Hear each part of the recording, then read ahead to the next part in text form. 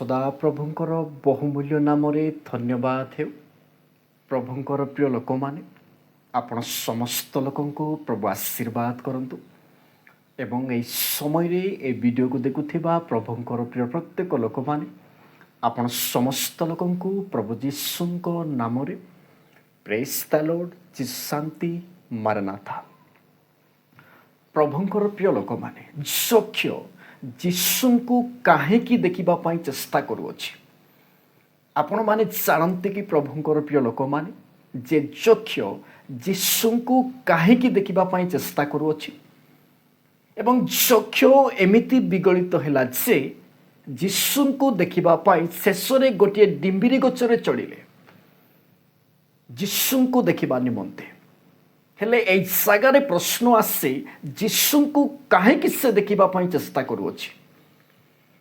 ପ୍ରଭୁଙ୍କର ପ୍ରିୟ ଲୋକମାନେ, ଆପଣମାନେ ଶୁଣିଥିବେ ଯକ୍ଷ ଜଣେ ବାଙ୍ଗରା ବ୍ୟକ୍ତି ଏବଂ ଯୀଶୁ ସେଇ ବାଟ ଦେଇ ଯିବାର ଥିଲା ଏବଂ ସେଇ ଡିମ୍ବିରି ଗଛରେ ଆସିଲା ପରେ ଯକ୍ଷକୁ ଦେଖିକି ଯୀଶୁ କହୁଛନ୍ତି, ଯକ୍ଷ ଶୀଘ୍ର ତଳକୁ ଓହ୍ଲାଇ ଆସ, ଆଜି ଅବଶ୍ୟ ତୁମ ଘରେ ରହିବାକୁ ହେବ।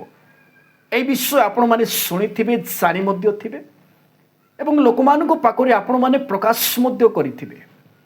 କିନ୍ତୁ କେବେ ମଧ୍ୟ ଭାବିଛନ୍ତି କି ପ୍ରଭୁଙ୍କର ପ୍ରିୟ ଲୋକମାନେ, ଯେ ଯକ୍ଷ ଯୀଶୁଙ୍କୁ କାହିଁକି ଦେଖିବା ପାଇଁ ଚେଷ୍ଟା କରୁଥିଲେ? ପ୍ରଭୁଙ୍କର ପ୍ରିୟ ଲୋକମାନେ, এই ବିଷୟରେ ଯକ୍ଷ ଯୀଶୁଙ୍କୁ କାହିଁକି ଖୋଜୁଥିଲେ ବା କାହିଁକି ଦେଖିବା ପାଇଁ ଚେଷ୍ଟା କରୁଥିଲେ, এই ବିଷୟ ଆପଣମାନଙ୍କ ପାଖରେ এই ଭିଡ଼ିଓ ମାଧ୍ୟମରୁ ପ୍ରକାଶ କରିବା ପାଇଁ ଚାହେଁ। ଆପଣମାନେ କିଛି ସମୟ ସଠିକ୍ ଭାବରେ ଶୁଣନ୍ତୁ ଏବଂ ସଠିକ୍ ଭାବରେ ବୁଝିବା ପାଇଁ ଚେଷ୍ଟା କରନ୍ତୁ। ପ୍ରଭୁଙ୍କର ପ୍ରିୟ ଲୋକମାନେ, এই ସମୟରେ ଯଦି ଆପଣମାନଙ୍କ ପାଖରେ ବାଇବଲ ଅଛି ତାହେଲେ ଆପଣମାନେ ଦେଖନ୍ତୁ ଲୁକ ଲିଖିତ ସୁସମାଚାର ତାର 19 ପର୍ବ ତାର 1 ପଦ। ପ୍ରଭୁଙ୍କର ପ୍ରିୟ ଲୋକମାନେ, ଆପଣମାନେ ଦେଖିବା ଦରକାର। ଏହା ଚିରିହର ଘଟଣା।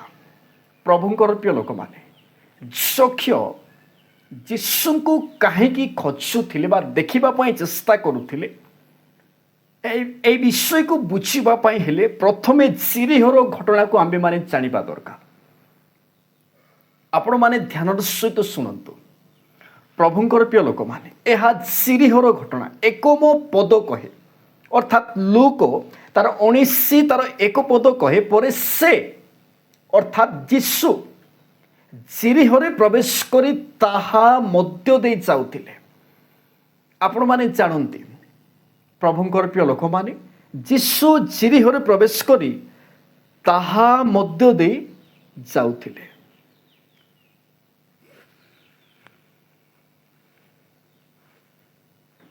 ଚିରିହ ଜେରୁସାଲେମ ଠାରୁ, ଆପଣମାନେ ବୁଝିବା ପାଇଁ ଚେଷ୍ଟା କରନ୍ତୁ ପ୍ରଭୁଙ୍କର ପ୍ରିୟ ଲୋକମାନେ, ଚିରିହ ଜେରୁସାଲେମ ଠାରୁ 17 ମାଇଲ ବା ପ୍ରାୟ 26 କିମି ଦୂରବର୍ତ୍ତୀ ସ୍ଥାନ ଥିଲା ଚିରିହରୁ ଜେରୁସାଲେମ। ଆପଣମାନେ ବୁଝନ୍ତୁ ଏବଂ ଆପଣମାନେ ନୋଟ୍ କରିକି ମଧ୍ୟ ଲେଖିପାରିବେ। ଏହା ଥିଲା ଯୀଶୁଙ୍କ ଲମ୍ବା ଶେଷ ଯାତ୍ରା ଚିରିହରୁ ଜେରୁସାଲେମ। ଏହା ଥିଲା ଯୀଶୁଙ୍କର ଲମ୍ବା ଶେଷ ଯାତ୍ରା, ଯାହାକୁ ଆମେ କହିପାରୁ ଯୀଶୁଙ୍କ ମୃତ୍ୟୁ ଅଭିମୁଖେ ଯାତ୍ରା ଏବଂ ଯକ୍ଷ ଶେଷ ବ୍ୟକ୍ତିମାନଙ୍କ ମଧ୍ୟରୁ ଜଣେ, ଯାହାକି ଯୀଶୁ ନିଜ ମୃତ୍ୟୁ ପୂର୍ବରୁ ଯକ୍ଷକୁ ସାକ୍ଷାତ କରିଥିଲେ। ଆପଣମାନେ ବୁଝିବା ଦରକାର। ପ୍ରଭୁଙ୍କର ପ୍ରିୟ ଲୋକମାନେ, ଚିରିହ ଦୁଇଟି ବିଷୟକୁ ନେଇ ପାଲେଷ୍ଟାଇନ ଏକ ଅତୀବ ଧନୀ ଏବଂ ପ୍ରମୁଖ ସହର ଥିଲା। এই ଚିରିହକୁ ଗୋଟିଏ ସହର ମଧ୍ୟ କୁହାଯାଉଥିଲା।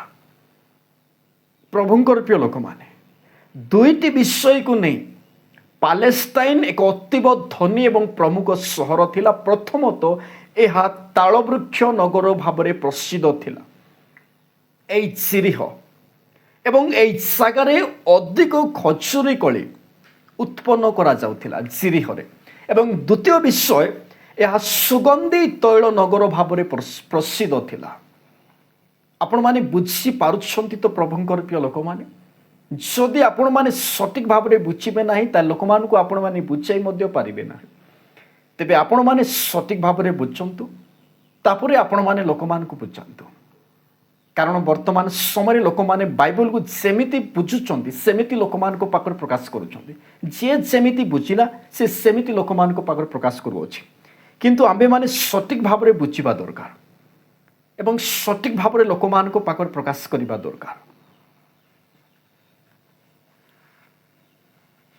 प्रभुंकर प्रिय लोक मैंने यही दुईटी विषय को नहीं ऐतिहासिक जोसेफस किए ऐतिहासिक जोसेफस यहाँ ऐश्वरिक अंचल बोली कहते क्या नहीं सुगंधी तैल नगर भाव में प्रसिद्ध जिरीह नगर एवं तालवृक्ष नगर भाव में प्रसिद्ध से जगह खजुरी कोली अधिक परिमाण में उत्पन्न करा जाए जिरीह यही दुईटी विषय को नहीं ऐतिहासिक जोसेफस यहाँ ऐश्वरिक अंचल बोली कहते। प्रभुंकर प्रिय लोक मैंने अतएव रोमियो माने पालेस्टाइन शासनकर्ता भावे उक्त नगरीर यही दुईटी वस्तुर व्यवसाय करी विश्व दरबार में यथेष्ट मर्यादा एवं प्रसिद्ध लाभ करने सह एतिरु समस्त लोक प्रचुर भाव में लाभवान होते। प्रभुंकर प्रिय लोक मैंने एतिरु समस्त लोक प्रचुर भाव में लाभवान होते यही खजुरी कोली को विक्रय करी तैल को विक्रय करी तालवृक्ष को विक्रय करी एतिरु समस्त लोक प्रचुर भाव में लाभवान होते एते निमंते पालेस्टाइन मध्य जिरीह एक प्रमुख बा टिकस बा कर आदाय केन्द्र करा जाइथिला। प्रभुंकर प्रिय लोक माने आपण माने बुझिबा दरकार जदि आपण माने लूक तार 5 पर्व तार 27 पदर 32 पद मध्य जदि देखिए ता लेवी बा मात्यु नाम जड़े व्यक्ति विषय आपण माने जानी पारिबे तांकर परिस्थिति केमिति थिला से जड़े केमिति व्यक्ति ए विषय आपण माने जानी पारिबे किंतु तार 2 अध्याय जदि आपण माने देखिबे ताहले से कि निजर वृद्धि निमंते समाजर चरम सीमार प्रतिष्ठित थिले से जड़े प्रधान करग्राही और धनी लोक से होछंती जक्ष। प्रभुंकर प्रिय लोक माने से होछंती जक्ष।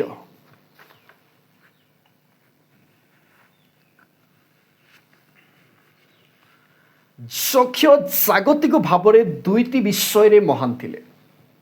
प्रभुंकर प्रिय लोक माने जक्ष जागतिक भाव में दुईटी विषय रे महान थिले।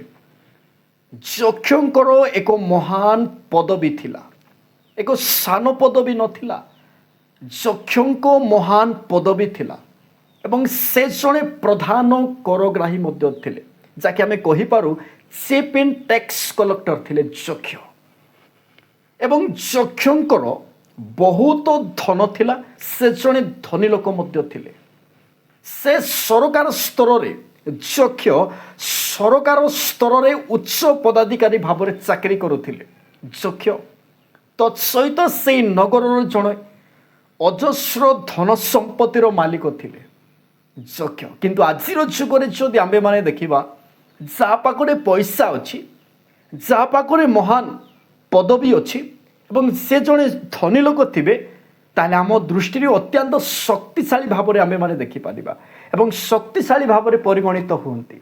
आपण माने वर्तमान देखंतु प्रभुंकर प्रिय लोक माने जा पाखरे पैसा अछि जा पाखरे महान पदवी अछि से आम दृष्टि अत्यंत शक्तिशाली भाव में परिगणित हुए किंतु प्रभुंकर प्रिय लोक माने जक्ष से समय रे सामाजिक भाव निष्ठुर बा क्षुद्र व्यक्ति थिले एवं कारण से घृणित व्यक्ति थिले जक्ष किंतु प्रभुंकर प्रिय लोक माने आपण माने जानिबा दरकार जे जक्ष जणे करग्राही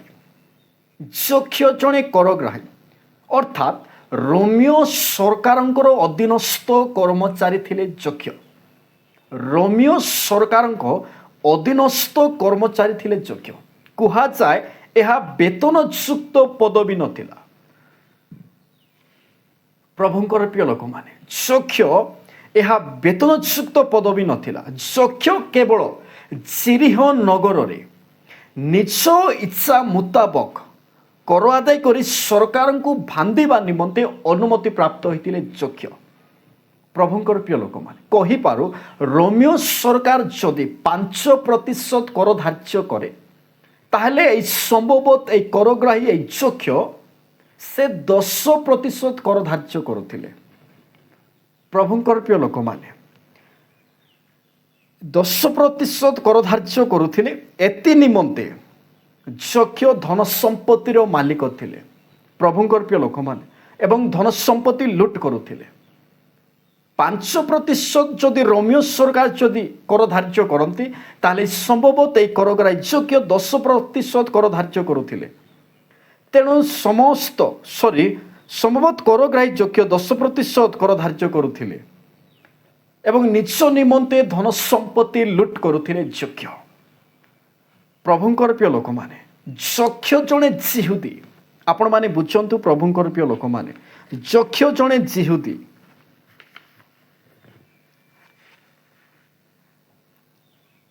ଯକ୍ଷ ଜଣେ ଜିହୁଦୀ ଅଧିକାଂଶ କର ଆଦାୟକାରୀ ଜିହୁଦୀ ହୋଇଥିଲେ ସୁଦ୍ଧା ନିଜର ଜାତିର ଜିହୁଦୀମାନଙ୍କୁ କୁଚିତ ଭାବରେ କର ଆଦାୟ କରୁଥିଲେ। ତେଣୁ ଜିହୁଦୀ ସମାଜରୁ ସେମାନଙ୍କର ଏହି ଅନ୍ୟାୟ ଓ ଶୋଷଣ ଦେଇ ଧନସୁଲ କରୁଥିବା ହେତୁ ସେମାନଙ୍କୁ ପାପୀ ବୋଲିକି ଗଣନା କରାଯାଉଥିଲା। ପ୍ରଭୁଙ୍କର ପ୍ରିୟ ଲୋକମାନେ ଯକ୍ଷ ଜଣେ କୁଟିଳ, ନିର୍ଦ୍ଦୟୀ ବା ନିଷ୍ଠୁର କରଗ୍ରାହୀ ଥିଲେ।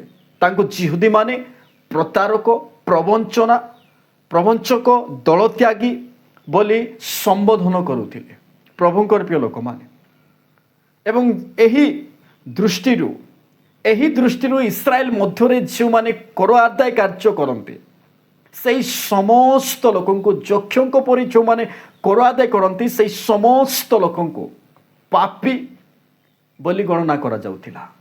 ଲୋକମାନେ ପାପୀ ବୋଲିକି କହୁଥିଲେ, ମୂର୍ଖ ବୋଲିକି କହୁଥିଲେ, ଅସମ୍ମାନିତ କରୁଥିଲେ ପ୍ରଭୁଙ୍କର ପ୍ରିୟ ଲୋକମାନେ। କିନ୍ତୁ ଅନ୍ୟ ପକ୍ଷରେ କରଗ୍ରାହୀମାନଙ୍କୁ ପାପୀ ବୋଲିକି ମଧ୍ୟ ଗଣନା କରାଯାଉଥିଲା।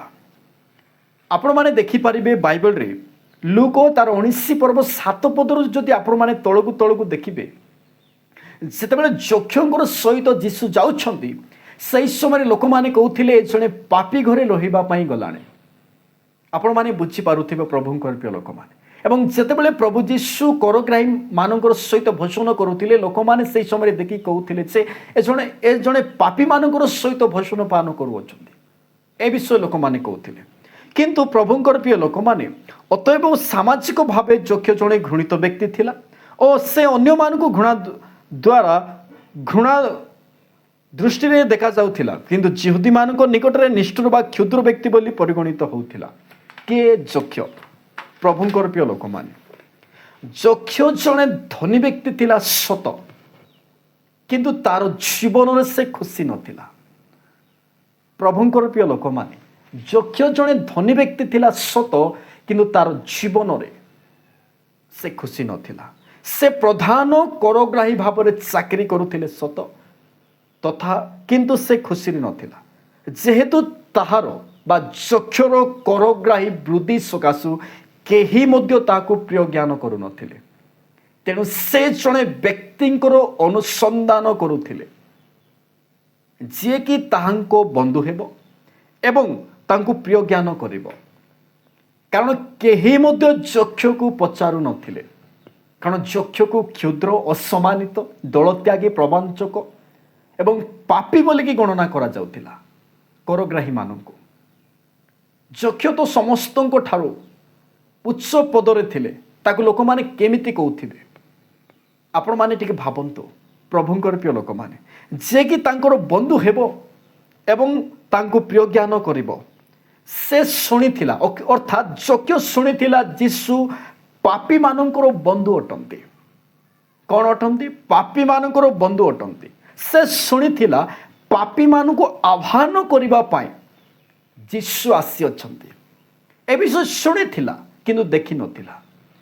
ଏଥି ନିମନ୍ତେ ଯୀଶୁ କିଏ ତାହା ଦେଖିବାକୁ ଚେଷ୍ଟା କରୁଥିଲେ ଯକ୍ଷ।